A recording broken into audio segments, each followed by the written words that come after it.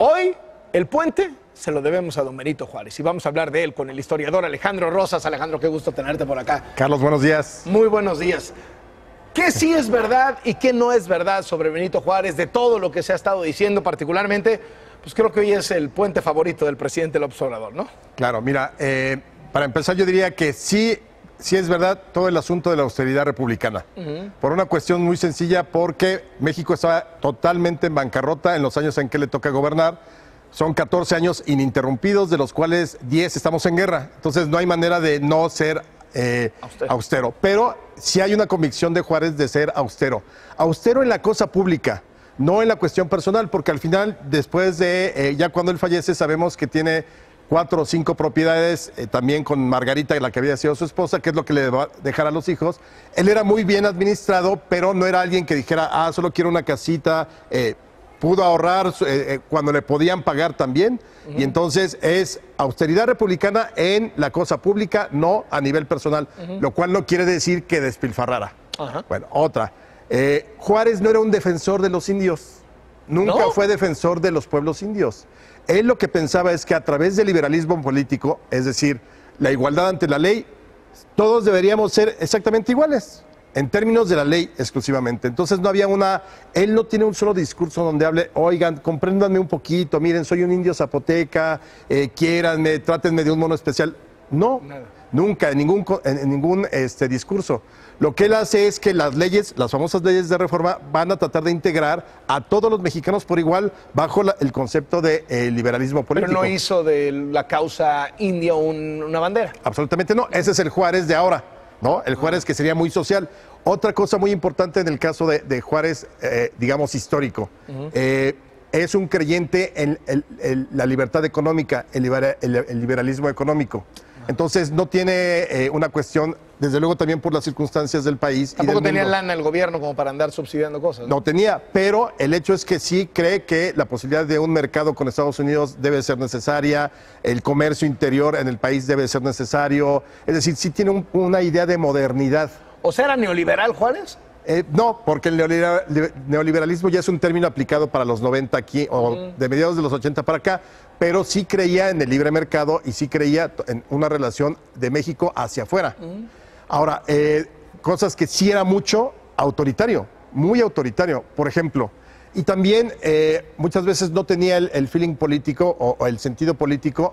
Por ejemplo, cuando termina la guerra de reforma, México está en quiebra, estamos hablando de 1861, y toma yo creo que una de las peores decisiones, porque luego se va a echar para atrás, que es sí muy justa en términos del discurso, sí muy necesaria quizá en términos de las circunstancias, pero absurda. Suspende por 2 años el pago de la deuda externa, lo cual provoca que Inglaterra, Francia y España se pongan el grito en el cielo, se junten y vengan a México con sus escuadras a obligarnos a pagar. A cobrar a la mala. Claro, entonces ya cuando se da Juárez cuenta de eso, decide echarse para atrás, demasiado tarde. Eso es lo que va a propiciar la intervención francesa y posteriormente el imperio de Maximiliano.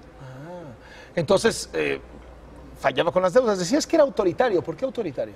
Porque, bueno, él convierte la Constitución en un símbolo político.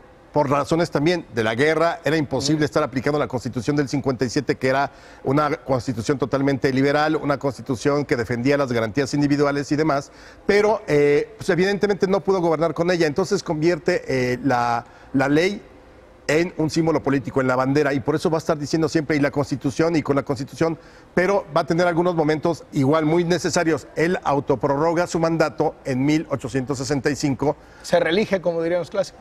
No, ni siquiera. Ni elección. No, o sea, él dice, se queda la brava. Tengo que quedar. Y claro que está justificado. ¿Por qué? Porque estabas peleando contra los franceses. Y a pesar de que había una oposición dentro del propio gobierno, le dicen, no, señor, tiene que dejar el poder. Y dice, no, yo me quedo aquí hasta que ganemos. Y le va bien. O sea, hay que entenderlo en su tiempo. Absolutamente. Cualquier discurso, por ejemplo... O sea, no lo podemos evaluar desde los valores del siglo XXI. No. Yo creo que era profundamente autoritario. No se sentiría a gusto, por ejemplo, con Comisión de Derechos Humanos, con un INE, con la democracia como la planteamos hoy, una participación ciudadana amplia, sociedad civil. Yo creo que no. ¿Por qué? Porque finalmente responde a su tiempo. ¿Quién utiliza los digamos, conceptos que utiliza el presidente López Obrador acerca de los conservadores o luego se habla de la reacción, es totalmente del siglo XIX. Y eran los conservadores que verdaderamente sí merecían el trato que les dio Juárez porque ellos propiciaron una guerra, la guerra de Reforma, y luego trajeron a una intervención francesa armada en México.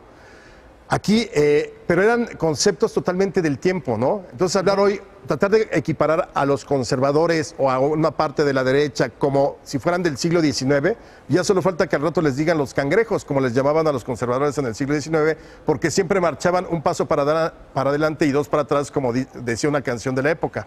Oye, bueno, por último, ¿en qué momento se trastoca la figura real de Benito Juárez y se vuelve este ídolo de bronce que no fallaba y que entonces resulta que siempre sí apoyaba a los indígenas y resulta que era un demócrata?